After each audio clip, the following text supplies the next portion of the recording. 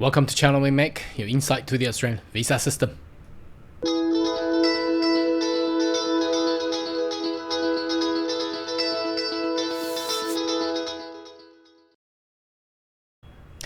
Good day everyone, my name is Carl Young, your online YouTube visa consultant. Are you interested in migrating to Australia? Why don't you consider to subscribe to my channel and turn on the bell on the side, so once we have all the updates and news, just like today, you'll be the first one getting all the insight. Now, exciting for 14th of August 2024, finally, the state of Victoria has now announced their opening on their state nomination. So make sure you share my channel to all your mates, because we will get your first and most updated information for you on the sector of immigration of Australia. All right, don't waste too much time. Let's jump in there and have a look at the criteria. And looks like the state of Victoria is quite promising compared to Western Australia, Northern Territory, and of course outbeating the state of Tasmania. So I still don't understand why the state of Tasmania is making their criteria so complex. Now let's have a look at the state of Victoria. So now you can see the news page. It says Victoria's 2024-25 skill migration program is now open, and as you can see, it's actually today, the 14th of August 2024. Now they have some places, I think a lot of people already know this already. So the Australian government has allocated 5,000 skill visa nomination places for the state of Victoria for 2024 and 25. That's between, well, today, or technically today, not even 1st of July, because 1st of July, the state of Victoria is not open yet, until the 30th of June 2025. Now, whether or not, we still need to notify everybody that if there is a changes on the point test system, for example, well, I don't know, October, November, or perhaps January, then the whole state nomination and the skill independent will put it on pause, and the changeover will take place. So anyhow, seems to be it's not having so much of a change currently, but let's have a look. They will the state of Victoria will allocate 3,000 places for subclass 190 and 2,000 places for the skill work regional. So again, we still got luckily we still got this state nomination for Victoria, despite that the Grattan Institute is looking and also propose a plan to abolish the entire state nomination. Don't know if they will do that or not, but anyhow, let's go in there and take a look at the detail of the criteria for subclass 190 for the state of Victoria. All right, so the first thing is first, it's pretty easy. Now they making this to be honest, this video for me is so easy to explain, because the state of Victoria is just basically following the standard of the criteria that matching exactly with the federal government. So there's not much to say, compared to the complication that we have with the state of Tasmania. Anyhow, all right, the basic eligibility is obviously you meet the criteria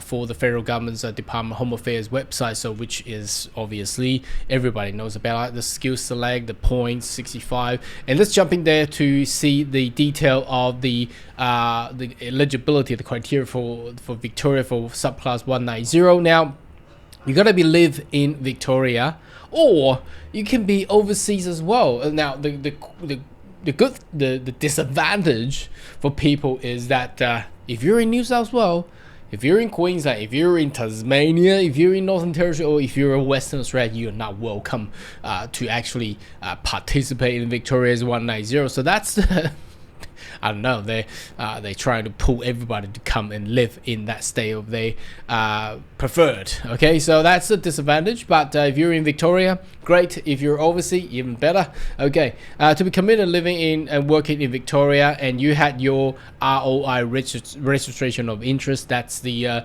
once you get your expression of interest EOI done in skill select system, then you had to go into the state of Victoria's and register yourself with the ROI EOI. Now, if you have trouble on this one, we can also facilitate on you on the professional assistant there. Now, you got to be under 45 for sure, and you got to at least have a competent English. That's IELTS 6 across 4 bands.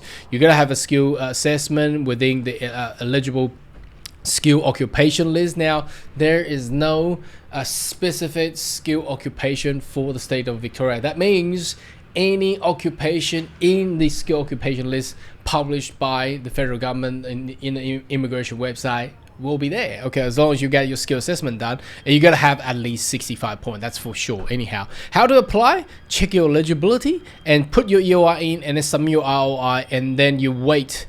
You know, after you have you're being invited, then you obviously you provide all your documents there, submit your visa application, then you'll be invited to further apply for the visa application.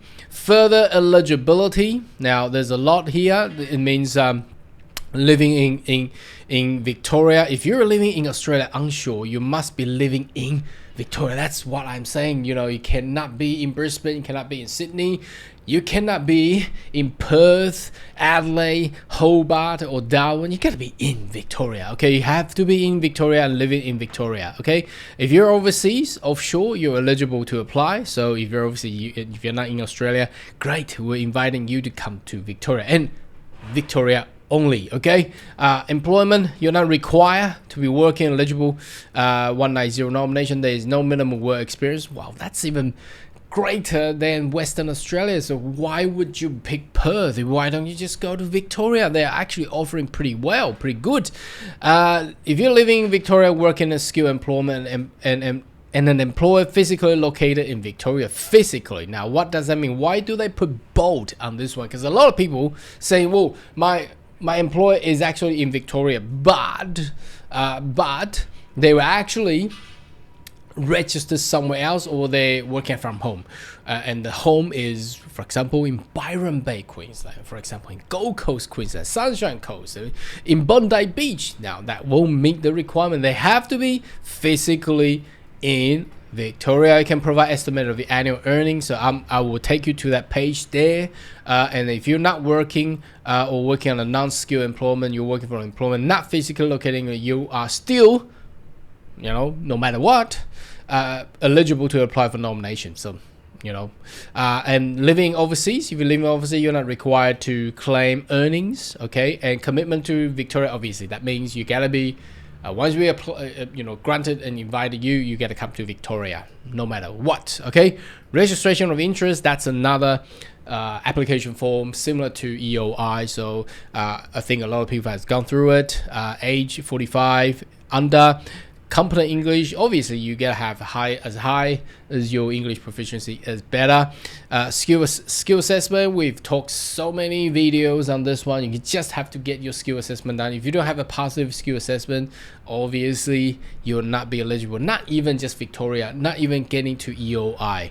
Okay, now invitation, once you get invited, obviously you submit your documents there, and that's all the process there. So I'm not going to go through all the detail on assessment and all that, because once that's done, that's all good. Now the next one is 491. Now there's not much to change differences between 491 and 190. So why would you choose 491? I think it's just for quota purpose. They will probably announce some of the quota has been used up, so they will move you into 491. So there's not much of differences here. So if you check out eligibility, it's the same.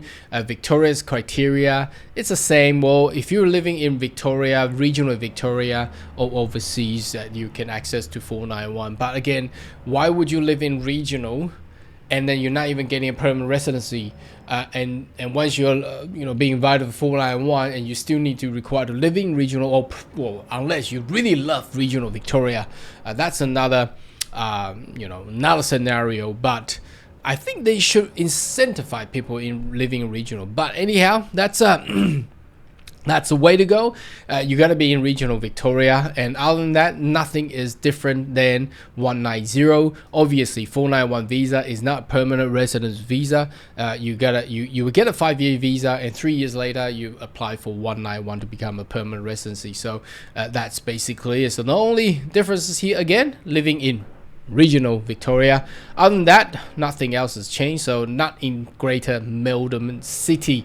Okay, employment, living, all the same. So nothing is different. Now, the other web page I want to show you, which is, well, they're talking about annual estimation. So they actually give you a guideline how you actually can calculate your earnings. So wages can be counted, payment whilst on leave can be counted, penalty on weekend can be counted, commission, commission estimate annual earning include, and also including commissions, amount of salary sacrifices, and earnings excluded. Now there's a differences between commission and how about the bonuses. So bonuses cannot be counted. I don't know why that will be the case. Allowance cannot be counted, earning from unskilled employment, overtime. What about the penalties on the weekend? Isn't that overtime as well? So there's a little bit of confusion there. Scholarship, gifts, and investment cannot be counted. So, and they provide you a little calculator down here to actually find out how much you actually your estimated earning will be. So you may as well have a little play around here. So anyhow, this is a very quick video to allow everybody know that the state of Victoria is now open for 2024 and 25 state nomination, 190 visa and 491. They got 5,000 places for you, and there's no actual additional criteria, unlike the state of Tasmania and the state of Western Australia. Anyhow, should you have more question query, more than welcome to leave comment right down below, and I'll see you next video. Goodbye.